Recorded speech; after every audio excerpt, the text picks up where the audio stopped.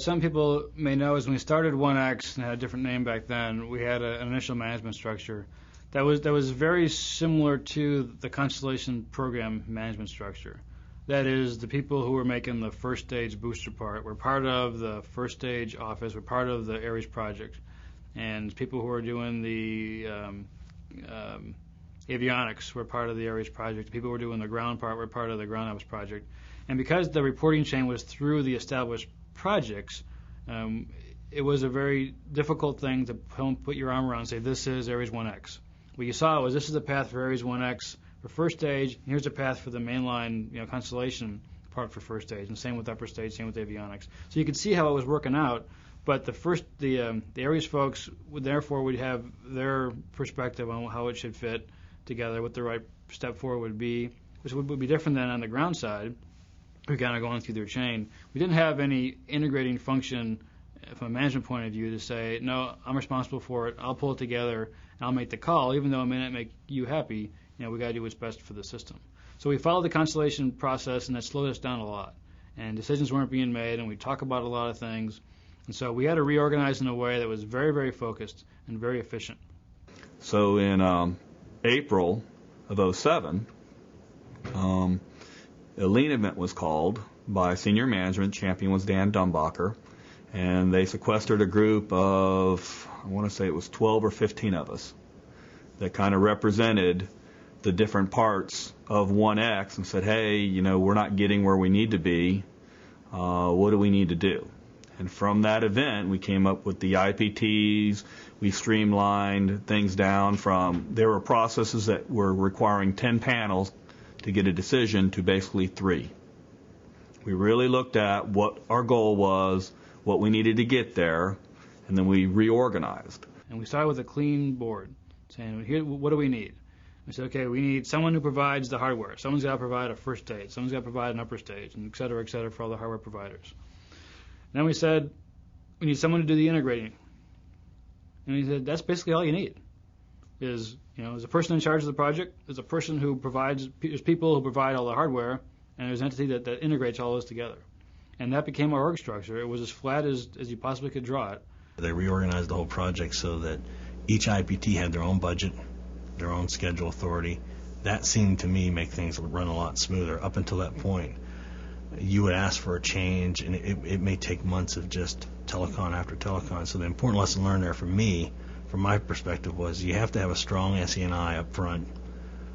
You have to have an SE&I that has the technical authority as well as an integrated schedule across the IPTs that all the IPTs have to adhere to and honor. Even at the end of the project, there was still some disconnects, but I think overall they had finally gotten to a point where they had an integrated schedule where all the IPTs fed into that. They understood the right milestones, and so they were all on the same sheet of music. But until they reorganized that, they didn't. So, if you're going to do this again up front, you've got to get SE&I involved. SE&I traditionally is, what are my loads, what's my trajectory, those type things, but also in what Shuttle would call level 2, they also maintain the overall project schedule and the overall project budget. And so to me, I think that was important. When you're working within a big program and it is it has a lot on its plate, it's got lots to do, that it's very hard to go and get the attention that you need to go work on this test flight. So it's very advantageous to you to have this focus team that's set up just to work on the test flight. It's out of the bureaucracy of the big program and what it's trying to get accomplished. And it's got a direct link, though, back to the program manager so that he knows that this is his team that's working it, and it relieves some of that work off of him so that he can stay focused on the big picture. But your team can stay focused just on what you're trying to do. Your team has got accountability from budgets, decision, technical, schedule. You have all that authority to go make your job happen. So it made the lines of communication very clear. Each of the IPT leads, who were then reporting back to their projects, back to Constellation, now reported to the project manager directly, as did the integration lead. And if there was a problem, there was one meeting to go to. There was one control board, And by doing that, it was always acknowledged what that forum is and who to talk to. And so our efficiency of communication, which is the key to any project management, but our efficiency of communication increased dramatically. We went to a very, very flat organization structure. And there was one control board for the whole mission. It was our Aries 1X control board. We called it the XCB. That way made all the decisions based on all the requirements, had all the cost, schedule, and technical risk authority that was delegated by the Constellation program manager. And by doing that, things happened quickly. We get together with the right folks. It was one meeting. You made a decision. You pressed on. There was not a separate board to go to. There was not other factors happen in the background. So that change to the organizational structure was very enabling for Aries 1X. The way that our vehicle was organized in the organizational structure, it was set up as a very flat organization where the XCB or our mission manager had the authority to decide whether a yes or no on pretty much any of the stances or any of the decisions that needed to be made. It made it very efficient for us moving forward fastly. Had we not had that, we probably wouldn't have flown when we did. It also cut down a lot of people trying to reopen issues, because once the issue had actually been set, people agreed that that was where it was supposed to be. Also, since we were brought in from many different centers, we worked as a badgeless, centerless team, and our mission manager enforced that dramatically through the XCB. We were all Aries 1X. We were not part of the centers at that point. There was always a concern that by having one board, that you'd overload that board, and if you wanted to get something to that board, that you would have to, wait. It would take a while, and it would be a bottleneck. And the companion way of doing it is to add another board to take care of a triage, so to speak, those items that didn't need to go to the senior board. As we talked through that, we came to the conclusion was the fact that you really have it's really the same people who goes to that subordinate board, except for the project manager. So it sounds good on paper, and you can handle all these things at a quote lower level, but still the IPT leads go into that meeting at the subordinate board. So instead of having the meeting over here at the XCB, you'd have it over here at the subordinate board. Does that save you anything or not? And the conclusion we came to was no, let's just do it once, and if it gets to the point that we're overloaded, then we'll talk about adding a subordinate board. And we never did add a subordinate board. We just had more meetings. So our XCBs did get a little oppressive at times. Sometimes they go from 8 in the morning till 10 at night, and we go through a dozen different items. So there were times when it was tough. It was harder to get something through. But the good thing about our pace is that instead of the meeting on Tuesday, you could have a meeting on Thursday, 2 days later, to get your item through. So whatever bottleneck that we saw, the bottleneck was measured in days, not weeks or months like you may see in some other program structure. As we got closer and closer to the operations, we found these specialty topics, so to speak, that only included a handful of folks. So we created 3 other boards as time went on to handle these focused topics. One had to do with our instrumentation, or development flight instrumentation, or DFI. And there's always little nitnoid. This is a broken wire. This is a sensor that isn't working, or a test isn't coming out right. That because of our single board structure would bubble up to the XCB for a decision. But that was not the right level of information, right level of topic that the XCB should be talking about. This has to do with a wire for instrumentation that's not mandatory. So we created the separate control board and basically said, just deal with it.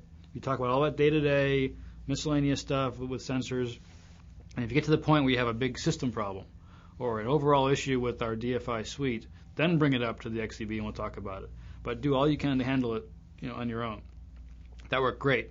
I mean, it really took the XCB, took all the DFI stuff out of the XCB and allowed us to concentrate on big areas, like making sure that the loads are right and making sure our vehicle is integrated properly. That's the important stuff. We also created a board about processing problems. There'd be a problem on the floor, didn't have the right paperwork, or a nut wouldn't fit, or something like that. And we didn't want to deal with the XCB. We wanted decisions like on the floor, real time. So we created what we call the TXRB, which is basically just a processing board. And our chief engineer at KSE chaired that board, and it was his responsibility to solve those problems as fast as he can. And mostly it was measured in hours when he had a problem as to when he solved it. So we evolved from one structure into one structure with a couple of very focused boards to handle day-to-day, near real-time kind of decisions. Now, the lessons learned for us, while that worked out really well, we established those boards pretty late in the game. And essentially, one week we were doing the XCB, another week we said, okay, now here's the new board, let's go use it. And for some folks, that was too much of a change too quickly as to what that board responsibility was, how the process worked, all the configuration management aspects of it. So to do it again, we'd start with one board. We would establish on paper these other subordinate boards and say there's a point in time we're going to use this board. It's not today, but when we do it, here's how it's going to be, here's the charter, here's how we're going to handle CM, and therefore people know what's coming, and it's not a surprise as to how we're going to go do it. It was just the discussion is just when we actually enact those boards. That would have been smoother for the team if we said the DFI, control board is going to start 6 months from now. And here's how it's going to happen. We did a lot of just-in-time stuff. We realized that we needed it, so we started it. But again, to do it all over again, the more you can plan for the evolution of your board structure, the better.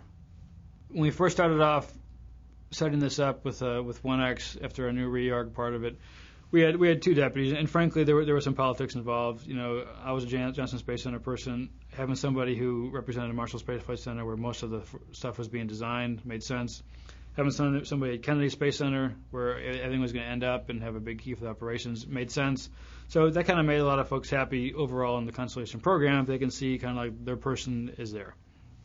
But the reality of it, that really was not the motivating factor. It was the fact that being either at JSC or when I was at Langley, there's a lot of day-to-day stuff that happens that people want to talk to the project manager for. And so having a deputy at Marshall Space Flight Center really made a big deal. They could walk over to this person, Steve Davis, and just talk about things. It may not be worth going to an XCB control board. It may not be worth elevating to me and say this is a big deal, but just I'm not sure about this. I'm curious about this. And having somebody that would listen. And then deputies did a great job of filtering out what stuff they said, hey, this is a big deal. This is the second or third time I've heard about this concern. Let's talk about it. Or they would handle it on themselves if it was just an isolated incident or something unique. And so one of the things we tried hard not to do was make our deputies a deputy for the vehicle and a deputy for the ground operations. Because that put the kind of divide that now we have these two structures. All the ground ops guys would report through this deputy. All the vehicle guys would report through this deputy. That would separate our project, I thought, and put a line in the middle. So we were very clear to say our deputies are my deputies, and they can talk about any topic. One happens to live at Marshall Space Flight Center, one happens to live at Kennedy Space Center. But there were times when there was a topic related to the vehicle, and my deputy, who happened to be at Kennedy Space Center, was the one in charge to go solve that problem, and vice versa. Because I wanted two people who were equal deputies that could solve any problem, who happened to have different centers behind them, but not a vehicle person and a ground person. And so the org part of it for 1X was really careful about interfaces and layers. And all those are bad. So we wanted to minimize the number of layers, so we had a very flat organization, a manager and the hardware providers, and that was it. In Constellation, they like to say level 2, level 3, level 4, and we ban those phrases. You cannot say level 2 or level 3 within 1X without being chastised. Because once you do that, you just create a line. You just drew a line in the org chart, which doesn't really exist. Okay, you do this, and I do this, and you can't do this, and I can't do that. We couldn't handle that. We just had a team.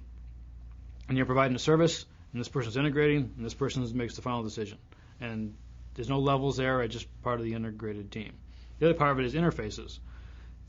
Every time you create an organization or boxes an organization chart, you create an interface.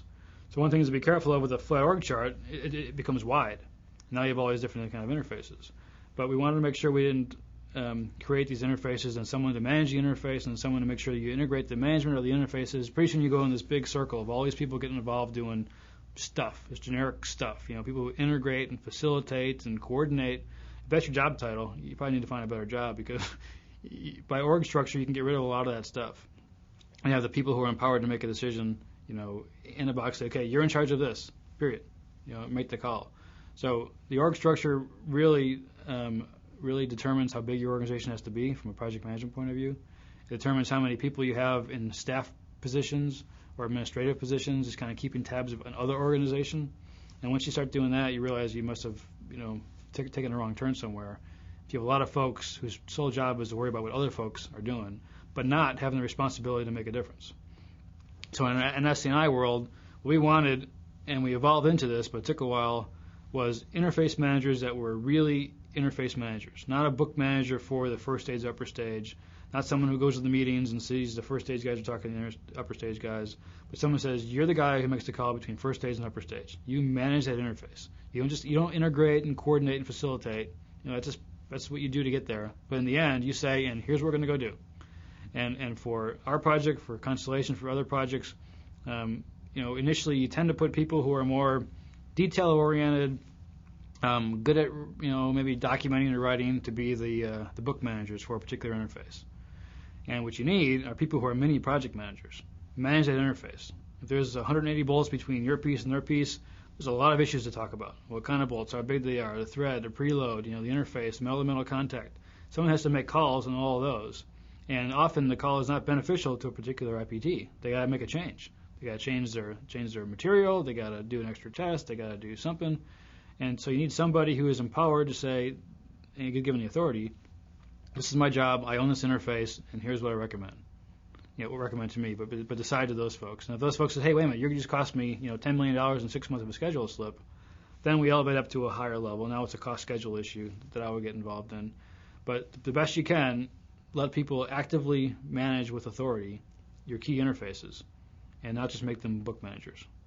That was so big. And that's what I really loved about our flat organizational structure. It was not far from Bob S., our mission manager, wasn't far down to the person on the floor turning the wrench. And when you have that, and when you have the mission manager and deputy mission managers traveling around, going to see people, being there, you get to know them. It short circuits a lot of stuff that in a large program might fester. People wondering, well, why are we doing that? Well, if you see the deputy mission manager or the mission manager himself on the floor every day, and when we got to KSC, you saw all three of us there every day.